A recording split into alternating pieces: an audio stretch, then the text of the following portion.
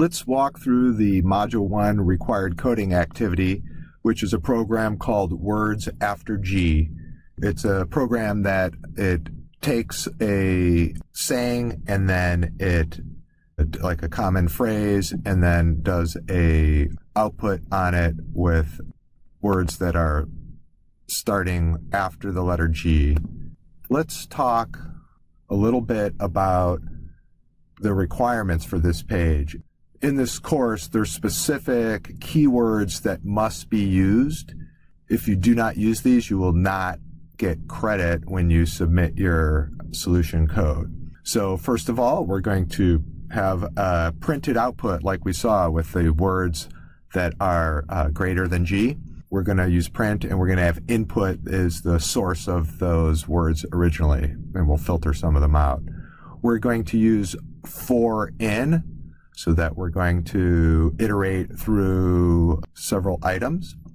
And then we're also going to use is alpha to test for alphabetical characters. If it's all alphabetical characters, we'll have a conditional logic, right? We'll use that with the is alpha with if, else, or you can use else, elif, either one.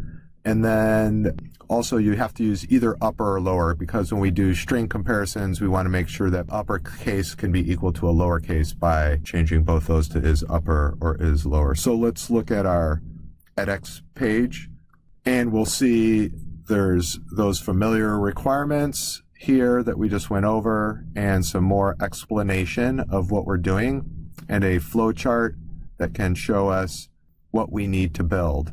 So let's first take a quick look at the Jupyter Notebook, and it has the same content as the edX page. I've loaded the code previously. Let's see how it works. So it asks me to enter a sentence, and so I'm going to put in our familiar quote, "Wheresoever you go, go with all your heart," and we enter that in, and we see the output here, only the letters that have the first letter that is greater than the alphabetical letter G. So H, I, J, K, etc. Let's take a look at our flow chart here. We'll start and get a quote input. We're going to iterate through all the characters in the string. So we look through and we say is an alphabetical character. So the first character, when we went over here, we could enter in the wheresoever. And so we're going to start with a W, and that character is alphabetical, so we're going to add it to a word. So we basically have the word equals a string, and so it starts off with W, and then we're going to keep going through this loop here, and we're going to get for each character in the string, we keep going in a string. So then we go W, then we go H, and then we can go through all the way with our ERE, so ever, and then a space is going to come. But when that space comes, it will not get added to word, because when we hit no, it's not an alphabetical character. Then what we're going to do is check that word that we created. So we have this word here that we've created, wheresoever. We check the first letter, and if it's greater than equal to H, so we're going to make sure it's like either we're going to make both sides upper or lower, and then we're going to print that word. So we made that string go empty again, and we're going to keep going through the letters in there. And so then next we're going to get the word U, and then when we hit the space, we're going to print that, because it starts with a letter greater than G. Then the goes, both of those goes, as we come through this to check with word, it's not going to be capitalized. And so what we want to do in that case is take the new path here and just go directly to making the string empty. And you might have to have two different places where you set that to empty in your solution, but we're going to set that string to empty without printing, so we don't go that way. So we don't print the character, so we get the wherever, you, and then the goes don't get printed, and then as with, and so on. So we keep doing that. When we get to the end of the string, there's no characters left.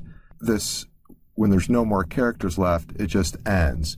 Now, depending on how you input your string, in order to get to this comparison, right, if we're going to check the word, we have to get a non-alphabetical character to go this way, or we're going to have to just say, okay, here we're going to have to put that check, this same check logic, we're going to have to put it over here. So you can decide if somehow you want to ensure that there's a character at the end here somehow, or you want to get through here. That will make more sense as you run through. If you see that the last word does not get printed, then you'll see that, oh, okay, because there's no space afterwards, we're not going this way and not getting to that word. So if you run into that, again, you can come back to this video and say, why am I not getting here? And that's because you need a space on the end at there. And so you should handle that as the programmer. Let's go look about how we're going to submit our code. So when you're in edX, you see those tabs there, and then for the program assignment, we're going to go to the submission. And when you submit the code, we have a somewhat primitive submission device in that you're not able to see how it's formatted when you paste it in here. But what you'll need to do is go into your notebook. And so after you write all of your solution code in the cell, you're going to copy that entire cell. You're going to copy that, and then back to this tab, and you're going to paste it in there. So in Windows, it's Control-C, Control-V, so from the one tab to the other. So you're going to copy from the notebooks and paste it into edX, and then you're going to submit that. And then if you used all the words, then it will show up green, and it shows you used your 1 of 2 attempts. Otherwise, it'll show the 1 of 2 attempts and be red. And if that is the case, you need to look back to make sure that you had each of the keywords used, and your code needs to be running as well. All right, let's code.